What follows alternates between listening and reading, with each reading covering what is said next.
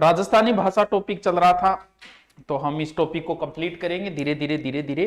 अभी कौन सा आपका एग्जाम सर पे आ गया तो कोई टेंशन लेने की जरूरत है नहीं आपको। देखो बच्चों, राजस्थानी भाषा की कुछ चीजें पढ़ी, अब हम राजस्थानी भाषा की ओर प्रवेश करते हैं। आज जो चीजें हम पढ़ेंगे वो लगभग रटने वाली है, तो साथ साथ में आप लिखते जाएं, मैं लिखाता जाऊंगा। सबसे पहले जो मेन भाषा थी ना बच्चों, वो थी संस्कृत। इस बात को सब जानते हैं, सभी भाषाओं की जननी कौन है? वो हमारी संस्कृत भाषा है। क्या लिखो? संस्कृत। सॉरी, कौन सी संस्कृत? वैदिक संस्कृत। शुरू में कौन सी संस्कृत चलती थी? वैदिक संस्कृत चलती थी। जो वैदिक काल में ये जो दो भाषाओं मिलती है शुरुआत में, वैदिक संस्कृत और लौकिक संस्कृत। लौकिक संस्कृत का मतलब जो वेदों के अंदर थी वो बोली नहीं जाती थी, लोग जो बोलते थे वो दूसरी थोड़े से प्रकार भिन्न था। वैदिक संस्कृत लोग बोलते थे, वो लौकिक संस्कृत। विद्वान भी यही मानते हैं कि 1500 ईसा पूर्व, 1500 ईसा पूर्व से लगभग 800 ईसा पूर्व तक जो भाषा थी वो कौन सी थी? वो वैदिक संस्कृत भाषा थी, यानी वैदिक काल की भाषा। इसके बाद जो भाषा आई वो भाषा फिर कौन सी आई? इसके बाद जो भाषा आई वो फिर पहले वैदिक भाषा थी, फिर लौकिक भाषा आई। फिर एक काल शुरू होता है प्राकृत काल। यहां से कोई विशेष नहीं है, ये थोड़ा सा भूमिका है, बाद में आप मेन ग्रंथ, क्योंकि आपका साहित्य लगता है तो वो पढ़ते जाना। देखिए, ये जो काल आया प्राकृत काल, उसमें भगवान बुद्ध और महावीर स्वामी, इन दोनों ने जो उपदेश दिए थे वो इसी समय दिए थे, यानी अपने धर्म का जो प्रचार किया था वो इसी समय से किया। ये भाषा भी कई चरणों में गुजरी, क्योंकि भाषा जो है वो लुढ़कते लुढ़कते घिसती घिसती अपरस होती होती आप तक पहुंचती है, और भाषा फिर कोई ना कोई नई भाषा बनती गई। और जब नई भाषा बनी तो कुछ विद्वानों ने उस भाषा का नाम जो है वो प्राकृत नाम दे दिया था, यानी फिर आई पाली भाषा।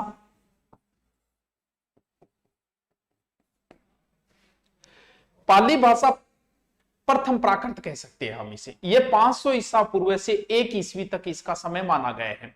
पाली भाषा का विकास काल जो 500 ईसा पूर्व से, फिर आता है अपभ्रंश भाषा। बता दिए, बिगड़ा हुआ रूप है अपभ्रंश भाषा, क्योंकि भाषा में बहुत सारी भाषा मिलती जाएगी और बिगड़ती जाएगी। तीसरा प्राकृत काल है, अभ्रंश भाषा है। थोड़ा सा समझो आराम से, ये विकास काल है जो बड़ा टफ होता है। ये 500 ईस्वी से लगभग 1000 ईस्वी तक माना गया है।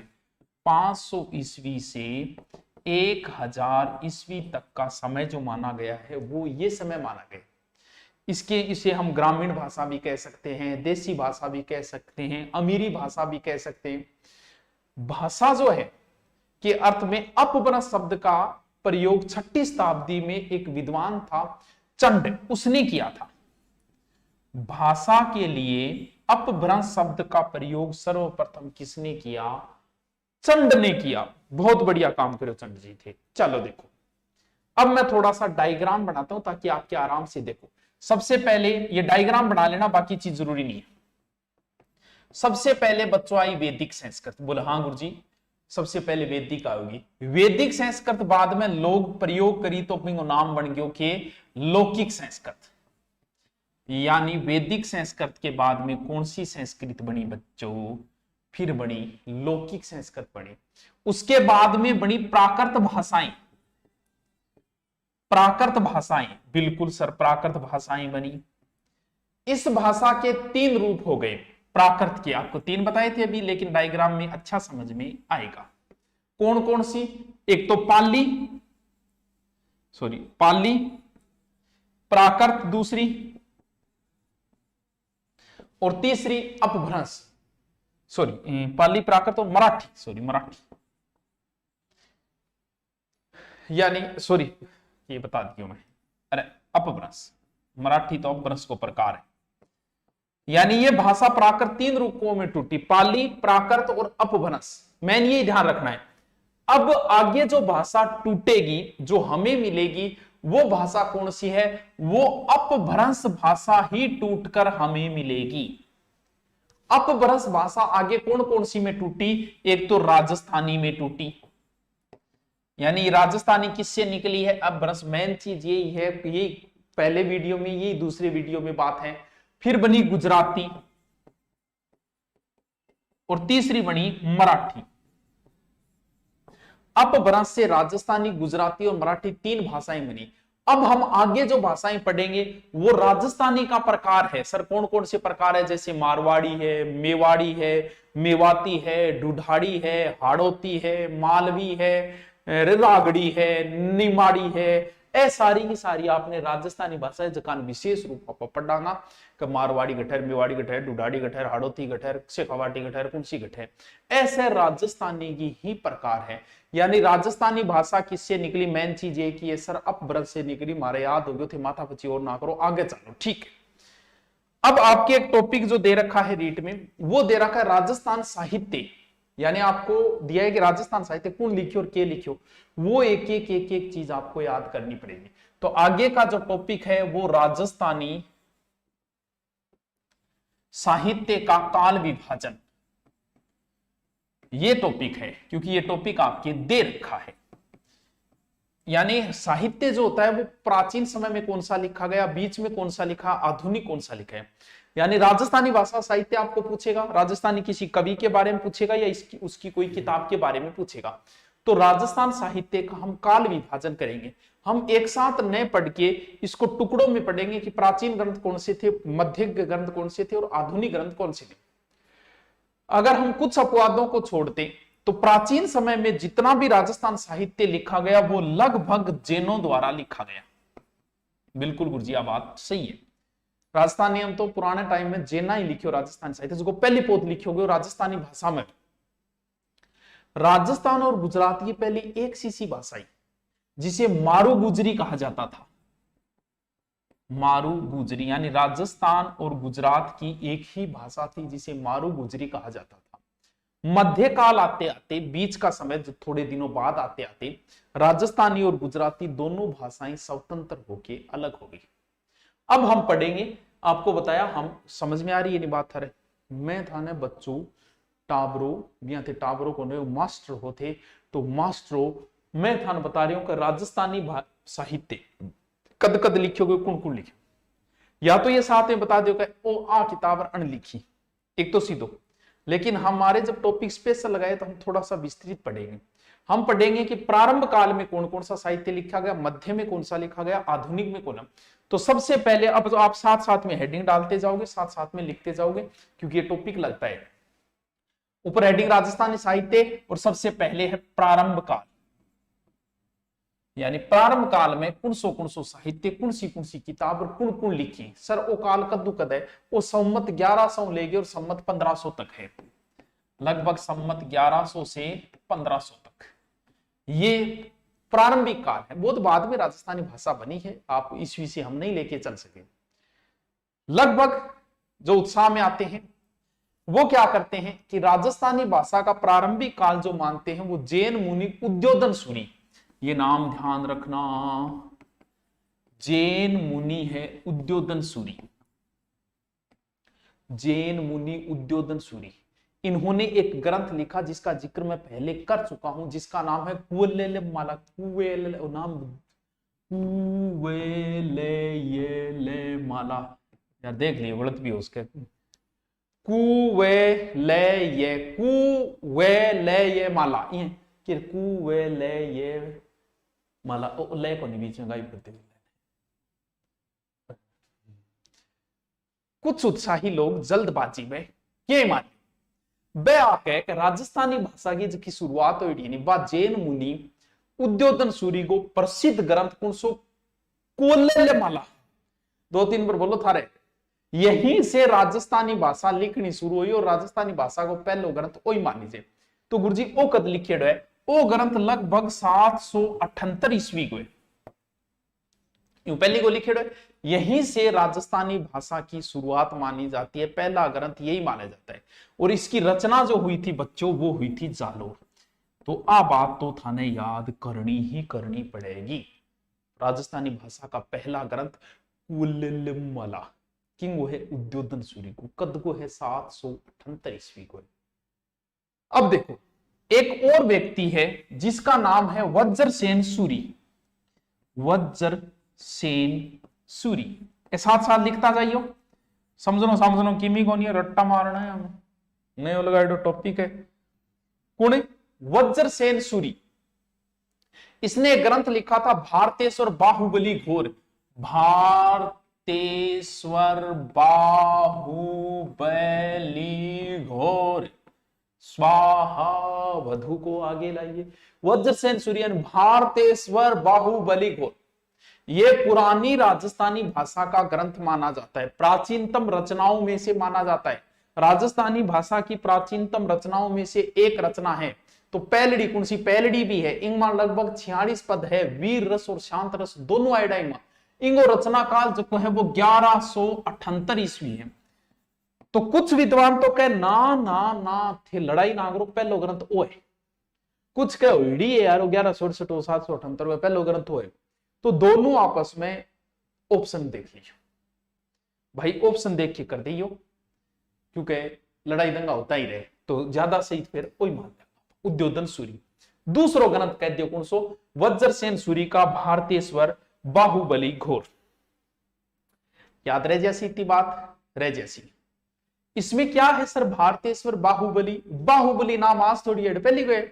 इसमें भारतेश्वर और बाहुबली के बीच के घनघोर युद्ध का वर्णन है। घनघोर बारिश नहीं, घनघोर युद्ध का वर्णन है।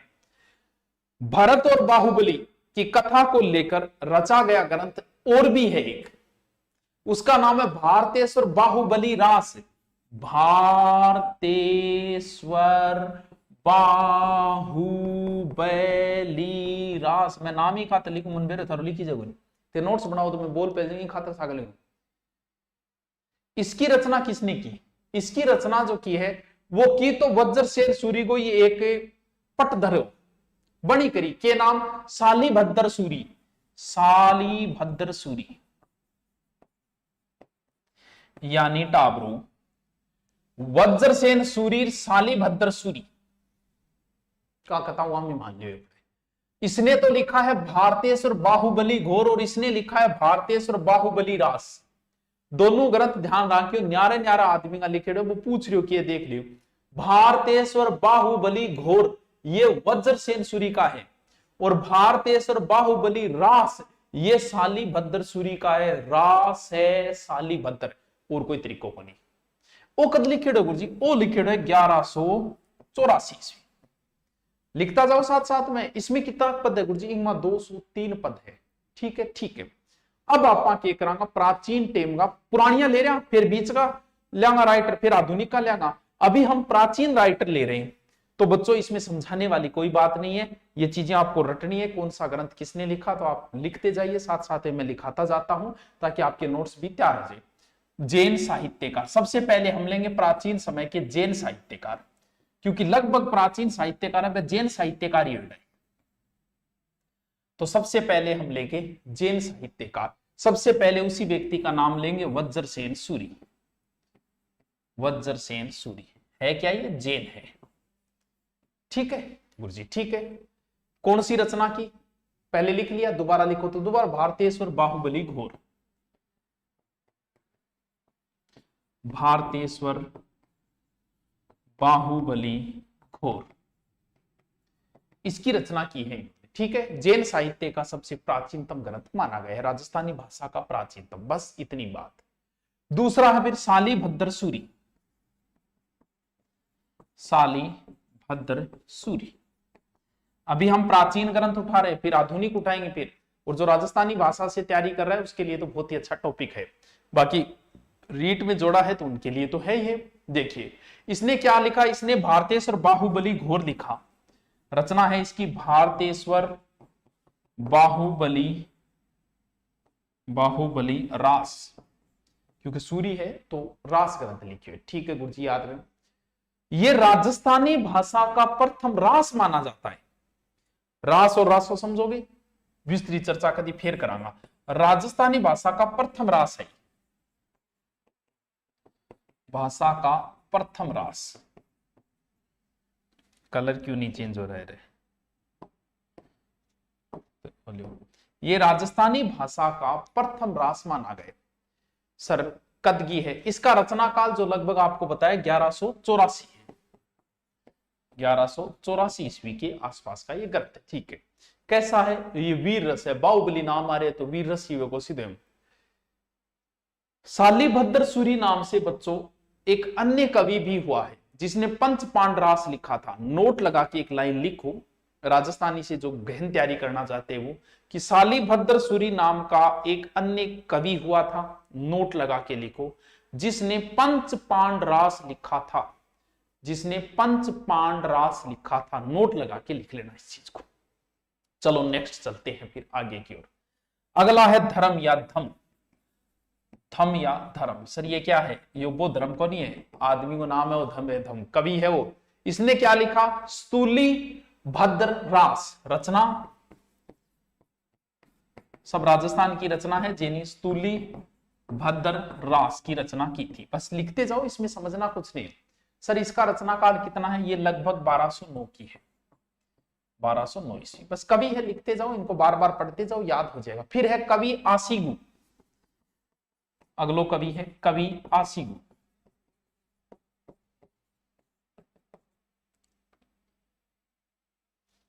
एक एक लाइन है, लिखते जाओ।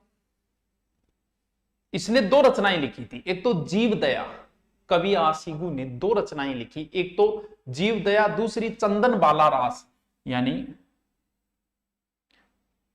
रचना जीव दया वह चंदन बाला रास, चंदन बाला रास। ठीक है, लिखता जाओ। सर इसमें क्या है, ऐसी क्या रचना है? कवि ने सती हुई थी एक चंदन बाला, और उसकी चंदन बाला और उसकी तरफ से भगवान, सती मानी गई है बड़ी है, भगवान महावीर को दिए गए आहार, भगवान महावीर को खाना पीना आहार दिया था, उससे संबंधित इसमें वक्तव्य है। सती का मतलब पतिव्रता। इन्होंने स्त्री समाज की चारित्रिक पवित्रता, नारी सम्मान, उपदेश, अत्याचार का दमन, क्योंकि जैन लिख रहे हैं तो महावीर स्वामी से संबंधित बातें, विषयों का उल्लेख किया गया चंदन बाला रास के अंदर। किसने लिखी है ये? कवि आसीगु, चंदन बाला रास कवि आसीगु। अगलो है फिर जिन कुसूरी,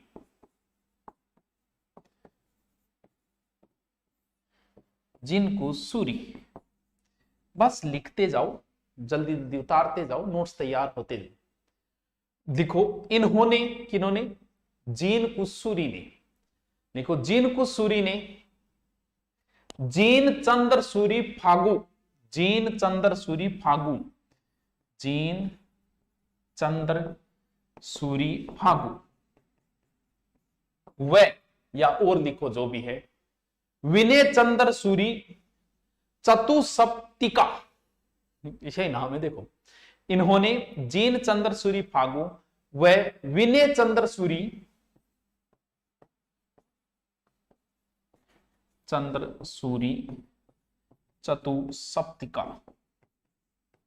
ग्रंथ लिखा। देखो की रचना की। ये जो पहली रचना है वो पाटन में लिखी गई थी, गुजरात में। रचनाकार सर कब किए? लगभग 1320 के लम्बे। तो इसका शासन काल मत याद, बस इतना याद करना आपको, क्योंकि आपको साहित्य पूछ रहा है तो वो सिर्फ यही पूछेगा कि ये रचना किसने लिखी, बस इतना, ज्यादा माथापच्ची नहीं करनी आपको। अगलो लिखो। देखो इसमें समझाने वाला कुछ नहीं है, आपके नोट से आपके तैयार हो जाएंगे, बस बार बार इनको पढ़ते जाना। अगला है विजय सेन सूरी, विजय सेन सूरी। ठीक है, लिखो। इन्होंने एक रचना लिखी थी, फेमस रचना है वो रेवंतगिरी रास, रेवंतगिरी रास, यानी रचना इनकी रेवंतगिरी रास, रेवंतगिरी रास, इनकी रचना रेवंतगिरी। रचनाकार लगभग है इनका संवत के अंदर है 1288, तो 57 घटा दो, लगभग कितना आएगा उतने समय के। लिखो आगे। अगलो राइटर लिखो। ये सारे प्राचीन जैन राइटर है, ये सारे के सारे। सुमति गणी, सुमति गणी नेक्स्ट राइटर है, सुमति गणी। साथ साथ लिखते जाओ आप, समझाने वाली बातें नहीं है बच्चों इसमें। इन्होंने कौन सी रचना लिखी? नेमिनाथ रास, यानी रचना फेमस है ये, नेमिनाथ रास। नेमिनाथ जी जो हुए ना वही, ये राजस्थान की है सुमति गणी। रचनाकार लगभग इनका है 1270, जिसमें से 57 घटा दो, कितने बचे? ये राजस्थानी भाषा के अंदर आप समझ तो रहे हो क्या करवा रहा हूं कि गोड़ नेवजी करवान के लिए उग्रसेन की एक लड़की थी राजुल को रोती हुई छोड़कर नेमिनाथ जो है वो वितरागी हो गए थे। जैन तीर्थंकर है ये। विवाह की संपूर्ण कथा को कवि ने बड़े ही बढ़िया और जन भाषा में इसके अंदर लिखा है। किस रचना के अंदर? नेमिनाथ रास जो लिखा था सुमति गणी नामक कवि ने। ठीक है, ये जो छंद है इसमें दुहड़ छंद का सर्वाधिक प्रयोग हुआ था, जो कि उनका प्रिय छंद माना गया है। कौन सी रचना? नेमिनाथ रसा। लिखो अगलो है जीन दत्त सूरी। अगला कवि है जीन दत्त पन्नोजा मार दी, एक कर दी हत्या। दत्त सूरी तू आप बावड़ी अटकट फिर अगलो लिखो जीन दत्त सूरी। इन्होंने क्या किया? क्या रचना लिखी? चरचरी। इतना फेमस तो नहीं है, लिखो तो लिख लो। उपदेश रसायन रास। उपदेश रसायन रास लिख लो। काल स्वरूप, काल स्वरूप ऐसे करके एक रचना और भी है इनकी, पूरा नाम मुझे नहीं ध्यान। ये दो रचनाएं लिख लो यार, इतना डीपली कौन पूछेगा आपसे। पूरा मुझे भी तीसरी रचना, तीन रचनाएं वैसे इनकी, दो ही याद है मुझे। चलो नेक्स्ट लिखो। अगला है राजशेखर सूरी। अगलो है राजशेखर सूरी। राजशेखर सूरी लिखो। इन्होंने जो नेमिनाथ से संबंधित रचनाएं लिखी है, जिसका नाम है नेमिनाथ फागु। नेमिनाथ फागु जैन है तो जैन गुरुओं के प्रति लिखेंगे। अगला है पलहण। पलहण लिखो। इन्होंने लिखा था नेमिनाथ 12 मासा। नेमिनाथ 12 मासा है तो डीपली, लेकिन कोई बात नहीं है, नोट्स परिपूर्ण होने चाहिए। क्या पता आगे राजस्थानी भाषा से आप एमए करो और करो। और एक रचना है आसरास। दो रचनाएं हैं इनकी, लिखो। ये नेमिनाथ जी जो है वो 22वें तीर्थंकर है जैन धर्म में। ये महाराजा है समुद्र विजय, उनके पुत्र थे नेमिनाथ। इनका विवाह जो है वो उग्रसेन की पुत्री राजमती से होना तय हुआ था। ठीक है, चलो लिखो। नेक्स्ट राइटर है सोममूर्ति। नेक्स्ट राइटर है सोममूर्ति। सोममूर्ति लिखो। इन्होंने लिखो, इन्होंने जिनेश्वर सूरी, इन्होंने जिनेश्वर सूरी दीक्षा विवाह वर्णन। जिनेश्वर सूरी दीक्षा विवाह वर्णन करो तो कर लेना, नहीं करो तो कोई बात नहीं। जीन प्रबोध चंद्र सूरी भी लिखा था, जीन प्रमोद सूरी चरचरी लिखा था। चलो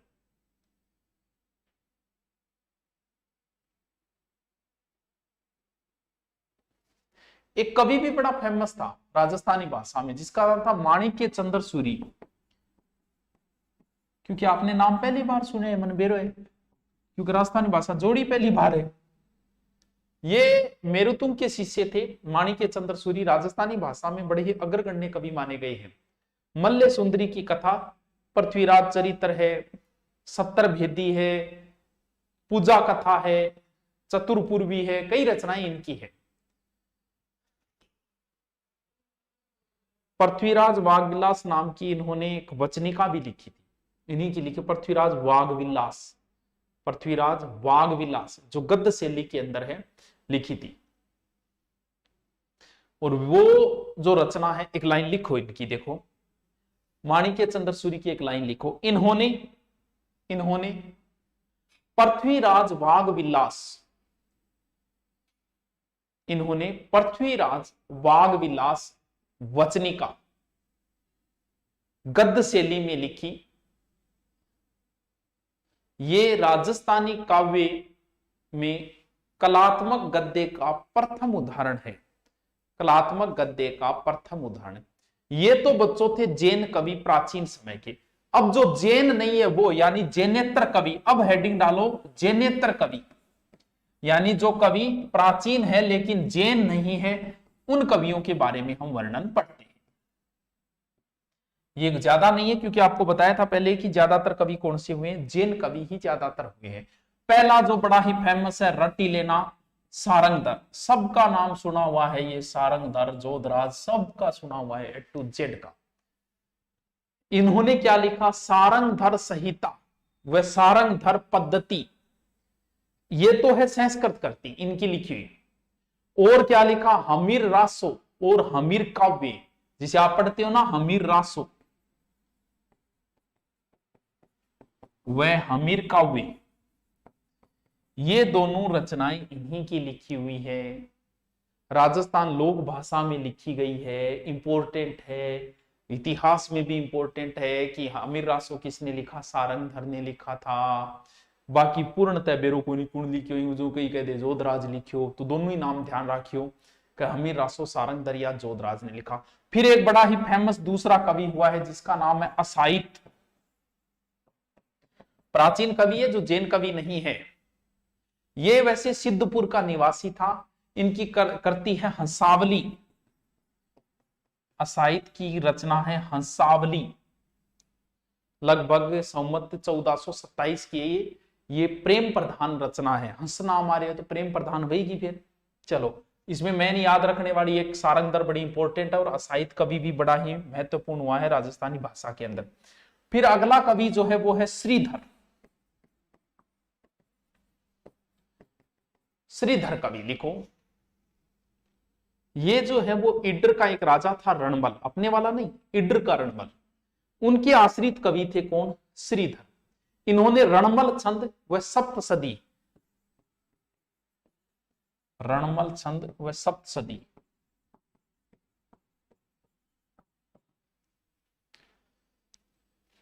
कवित भागवत भी है इनकी एक रचना, कवित भागवत, ये दो याद कर लेना थोड़ी सी।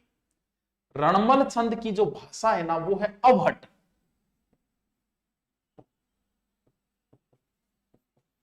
रणमल छंद की भाषा जो अवट। नेक्स्ट कवि बहुत फेमस कवि है, ये सारे फेमस कवि है भाई। नेक्स्ट जो कवि है सबका नाम सुना हुआ है, नरपति नालय, बहुत फेमस है, ये भी राजस्थानी भाषा का है। क्या लिखा था, बीसल देव रासो लिखा था। सरकोण बीसल देव जो पृथ्वीराज चौहान से पहले हुआ था, जिसने दिल्ली तक अधिकार किया था, भारत की राजधानी कभी अजमेर इसके समय रही थी बीसल देव के समय, वही बीसल देव जिसने 2.5 दिन का झोपड़ा बनवाया था। नरपति नाले की रचना बहुत फेमस है, रट्टो मार लियो। नेक्स्ट रचनाकार, नेक्स्ट रचनाकार का नाम है दलपत विजय, दलपत विजय।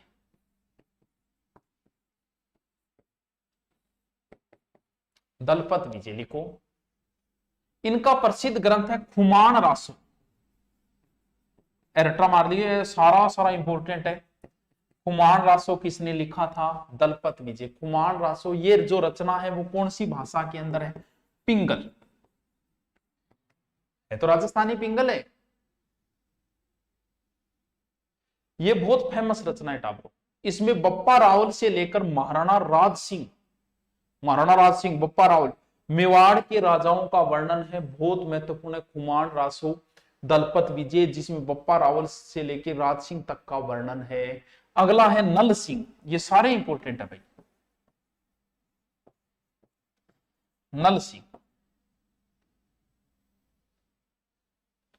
नल सिंह लिखो। इसने विजयपाल रासो लिखा, विजयपाल रासो, विजयपाल रासो लिखो। सर इसकी भाषा, इसकी भी पिंगली है, पूछ लेते हैं भाषा। 11वीं शताब्दी में करौली का एक शासक हुआ था विजयपाल, बड़ा ही कहते हैं कि प्रतापी राजा था। करौली, अलवर, भरतपुर आदि क्षेत्र पर उसका अधिकार था। पाल जो है वो यादवों के लगता है, तो ये करौली का शासक रहा है। अगलो है बादर या ढाडी, बादर ढाडी। सर इसने लिखा, हाँ इसने वीर मायण का रचना की थी। ये सारे इंपोर्टेंट है भाई, सारों को बार बार पढ़ना, बार बार पढ़ना।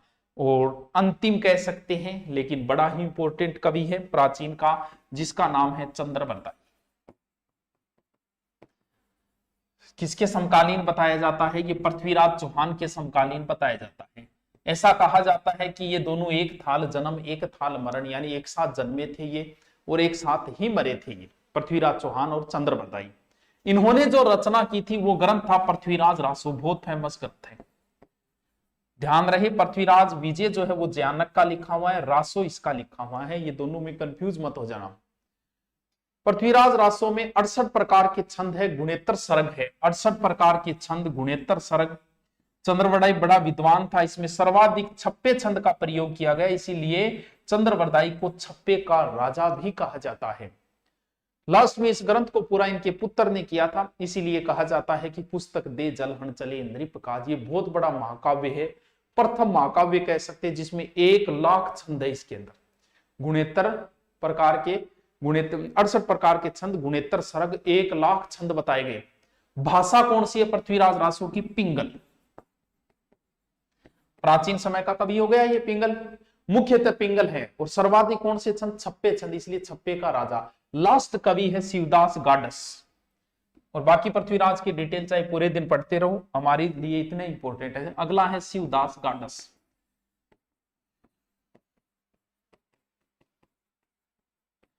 बहुत फेमस है भाई शिवदास गाडस भी। क्या लिखा था? अंचल दास खिचीरी वचनिका। प्राचीन कवि हो गया ये भी, अचल दास खिचीरी वचनिका। अंचल दास खिचीरी वचनिका, ये गद्य और पद्य दोनों मिश्रित रचना है। भाषा जो इसकी है वो डिंगल है, ये ध्यान रखना। अचलदास खिचीरी वचनिका की भाषा क्या है? डिंगल। ये एक जो है होशंग शाह के समय गागरोन में खिंची राजा अचलदास के बीच के युद्ध का वर्णन है, अचलदास खिचीरी वचना। ये युद्ध संवत लगभग 1485 के लमसम बताया जाता आसपास, और अचलदास खिंची इसमें मारे गए थे। 1-2 कवि और पढ़ोगा क्या टाइम हो गया? 1 घंटा वीडियो थोड़ी हो गया। चलो 2-3 कवि और है, लिख ही लो, फिर शॉर्ट में लिख लो। लिखो। अगलो कवि है किलोल। छोटी छोटी बातें हैं, बस रचना याद करनी है, था तो रचना ही लागे सिर पे। कवि किलोल लिखो। कवि कल्लोल, सबको पता है, ढोला मारूरा दुआ लिखा, ढोला मारूरी रचना, ढोला मारूरा दुआ, बस किन कौन विरोधी टाप टाप न बेरा। कवि कल्लोल राजस्थान की धड़कन को समझा है, राजस्थान को समझा है कवि कल्लोल ने। जीवन की गहराइयों में डूब गए, ऐसा वर्णन किया है उन्होंने ढोला मारूरा दुआ में कि आप पढ़ोगे तो सब कुछ भूल जाओगे। रियल जो बातें ढोला मारू प्रेम प्रधान है, कभी फुर्सत में जिक्र करेंगे, अभी इतना ही पढ़ लो। ढोला मारूरा दुआ कवि कल्लोल के लिखे हुए। अगला है कवि भीम। लिखो। इसने लिखा था सद्यवत्स चरित्र। सद्यवत्स चरित्र, बस इतना याद कर लो। उज्जैनी के कोई राजाओं से संबंधित कहानी है, तो इतना डीपली क्या पूछेंगे। अगला है भंडारी। याद करो, भंडरी है, कोई विशेष बात नहीं है उनकी। अब आगे क्या पढ़ना है? अब हम आगे की मध्यकाल की, फिर आधुनिक काल की रचना। प्राचीन रचनाएं पढ़ ली, आपको इतना याद करना है कौन सी रचना किसने लिखी। Okay, thank you.